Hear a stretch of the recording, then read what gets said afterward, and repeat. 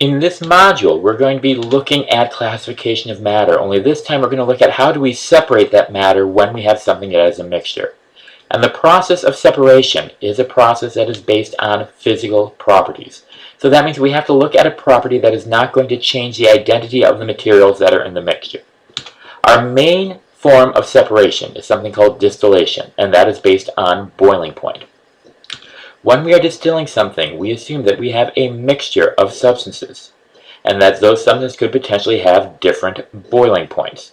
So we're going to apply a heat, and then as that material heats up, the one with the lower boil point will evaporate off first, and the remaining material will be left in the container. So we can either keep the remaining material in the container that we heated, or we can rig up a collection apparatus to collect the material that boiled off. Either way, we are able to collect both of the materials that we have left. This is particularly useful in collecting ionic solids that have been dissolved in water. A second separation process is called filtration.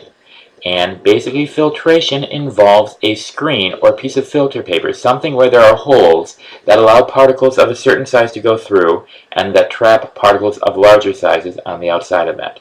And what happens is when those holes are available, the smaller particles fall through the holes and the larger particles are trapped. So we can either collect the smaller particles on one side of the filter or keep the larger particles that are trapped. So we can use filtration to separate based on size. Another size-based separation is something called chromatography. If we're dealing with chromatography, what we have in this case is we're going to have a more dense collection of our materials, or actually a smaller collection, usually in some sort of medium that a solvent can go through, like a piece of filter paper or a piece of agar gel. And then we're going to put a solvent in that material. Now that solvent is going to slowly move up that material, and the particles will move with it. The particles that are larger will move slower, so they will wind up not going as far up the solvent. The particles that are smaller will move faster, so they will wind up more towards the solvent edge. So we can separate things into different strips based on how quickly they move.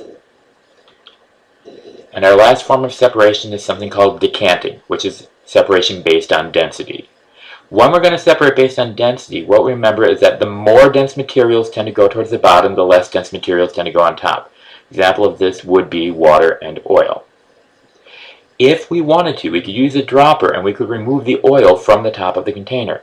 Or if we have a container that has an opening on the bottom, we could open that opening and allow the water to go off and then close that opening before the oil goes off, leaving us a sample of oil in the container, and water would be in the beaker that we trapped the decanted fluid from.